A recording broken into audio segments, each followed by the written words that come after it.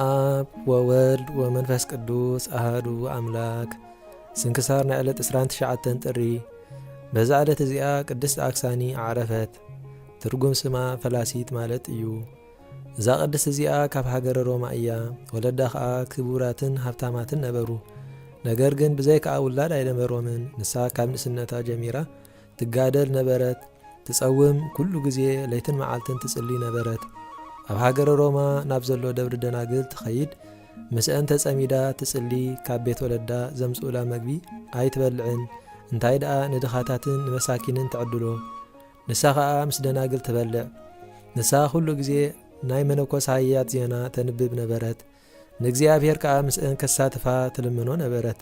ብፍቓድ ወለዳ ከዓ ንሓደ ካብ ዓበይቲ ሃገር ሮማ ተሓጽየት። ሕጹያ ከዓ ዋግኡ ክቡር ዝኾነ ኣልባሳት ወርቂ ኣዳለወላ። መዓልቲ መርዓ ምስ በጽሐ ነዲኣ ኦ ኣደየ ምስ ኣመርዓኹምኒ ናብተን ደናግል ክኸይድ ኣይክእልን እየ።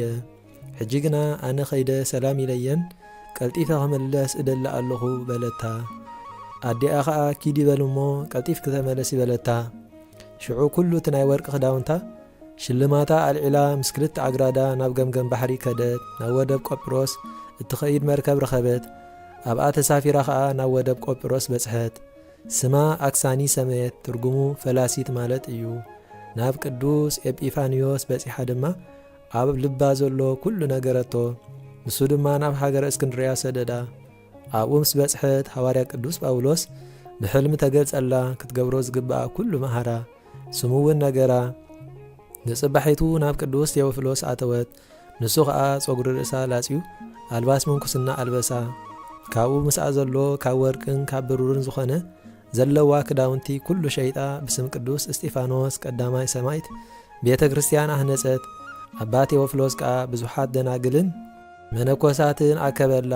ኩለን ከዓ ኣብታ ቤተ ክርስቲያን ማለት ኣብ ጽላላ ተቐመጣ። እዛ ቅድስቲ ዓብይ ተጋድሎ ተጋደለት። ብሓዊ ዝበሰለ መግቢ ፈጺማ ኣይትጥዕምን ነበረት። ብዘይካ ብቑልታት ምድሪ ኣብ ምድሪ ብዘይ መንጸፍ ትድቅስ ነበረት። ብኸምዚ ዝመሰለ ሰናይ ገድልን ብጽቡቕ ግብርን እናተጋደለት ኣስታት 10 ዓመት ካብኡን ዝበዝሕ ጸንሐት። ካብኡ ቁሩብ ሓሚማ ዓረፈት። ልዑል እግዚኣብሔር ከዓ ኣብ ዕለት ዕረፍታ ሰማያዊ ጸጋ ከም ዝረኸበት ዘመልክት ገለጸ። እቲ ግዜቲ ሰባት ኣብ ግዜ ዕረፍታ ፍርቂ መዓልቲ ብሩህ መስቀል ረኣዩ። እቲ ብርሃኑ ከዓ ንብርሃን ፀሓይ ከዊልዎ ነበረ። ብሩሃን ከዋኽብቲ ኸቢቦሞ እቲ ስጋኣ ኣብ ቦትኡ ምስ ስጋ ደናግል ክሳዕ ዘንብርዎ የብርህ ነበረ። ካብኡ ተኸወለ። እቶም ህዝቢ ከዓ እቲ ዝተረእየ ብርሃን ምእንተኣ ከም ዝኾነ ፈለጡ።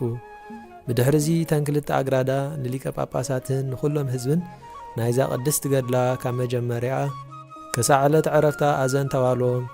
ካብ ገዝኣ ከመኢላ ከም ዝወፀት ስማ ለዊጣ አክሳኒ ከም ዝሰመየት ንዕን ከዓ ስማ ኸይነግራ ምስጢራ ኸይገልጻ ከም ዘምሓለተን ሓፍተን ዳ እምበር እመቤተን ኢለን ከይጽዋዓ ኩሉ ዝገበረቶ ነገርኦም። ሊቀ ጳጳሳት ኮነ ኩሎም ህዝቢ በቲ ግብራ ተደነቑ። እቲ ሊቀ ጳጳሳት ከዓ ገድላ ኣጸሓፈ። በረኸታ ምሳና ይኹን ንዘለዓለም ዓለም አሜን።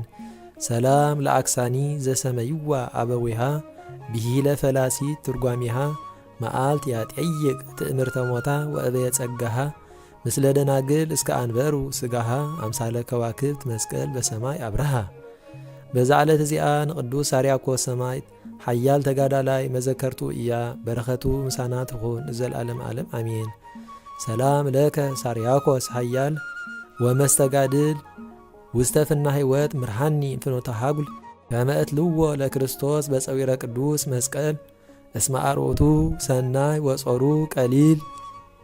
በዛ ዕለት እዚኣ ንናይ ሃገረ ሮማ ቅዱሳት አንስቲ ፊሊሞና፣ ኢሊኒ፣ ሰረባሞን መዘከርተን እዩ። ከምኡውን ኣባ ገብረ ናዝራዊ ዘቃውት ጻድቃን ናይ ደብረ ዴግዋ ዝዝከረብሉ ዕለት እዩ።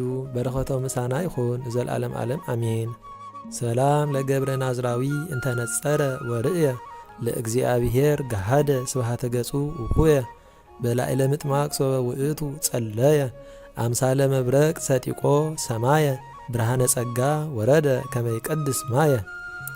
ሰላም ለክሙ ስርናየ መንፈስ ጻድኢድ ዘደብረ ዴጓ ምእላድ ዘፈለጠክሙ ዮም እምነ ክርዳድ እንዘ ትረፍቁ ውስተ አሐቲ ማእድ መሲኤ ምግባራት ዘይጸውር በእድ። በዛ ዕለት እዚኣ ንጎይታናን መድኃኒናን ኢየሱስ ክርስቶስ ኣብ እግዝእትነ ቅድስት ድንግል ማርያም መዘከርታ በዓለ ልደቱ ብስጋ እያ። ይቕሬቱን ምሕረቱን ምሳና ይኹን ዘለዓለም ዓለም አሜን።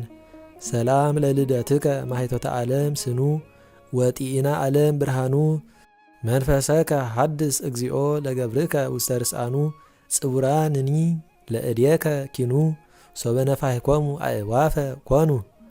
በዛ ዕለት እዚኣ ኣባ እስጢፋኖስ ናይ ገዳመ ፍዩም ፈላሲ ዓረፈ። እዚ ቅዱስ ተጋዳላይ ነበረ። ንሱ ኣብ ገዳም ዘለዉ ቅዱሳን ዝደሊ ነበረ። ሓደ መዓልቲ ኣብ በረኻ ክንቀሳቐስ ከሎ ዝተደርበየት ርእሲ ሰብኣይ ረኸበ። ንሳ ስጋ ዘይብላ ዓጽሚ ጥራይ ነበረት። እዚ ቅዱስ ምስ ረኣያ እንታይ ከም ዝኾነት ኩነታታ ክገልጸሉ ናብ እግዚኣብሔር ለመነ። ሽዑ ካብታ ርእሲ ከምዚ ዝብል ቃል ተሰምዐ። ኣነ ባሕረጣ ዝረብሕ ዝነበርኩ ነጋዳይ እየ።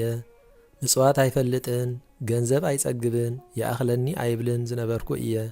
ሓደ መዓልቲ ናብ ርሑቕ ዓዲ ክነግድ ክኸይድ ከለኹ ማይ ኣብ ዘይብሉ ምድረ በዳ በጻሕኩ። ፀሓይ ምስ በርትዐ ኣግማል ሞቱ። ኣገልገልተይ ከኣ ነፈጹ ፋሕ ብትን በሉ። ኣነ ኸዓ በይነይ ተረፍኩ። ኣብ ሳልሳይ መዓልቲ ዓይንተይ ፈዘዘ። ፋጻ ዝጥዕም ድምፂ ሰማዕኩ። ሽዑ ትንፋሰይ ወፀት። ከም ግብረይ ክፍደ ድማ ናብ ቦታ መቕጻዕቲ ወሰዱኒ። ሕጂ ኸዓ ካብ እግዚኣብሔር ምሕረት ክትልምነለይ እልምነካ ኣለኹ በልዎ።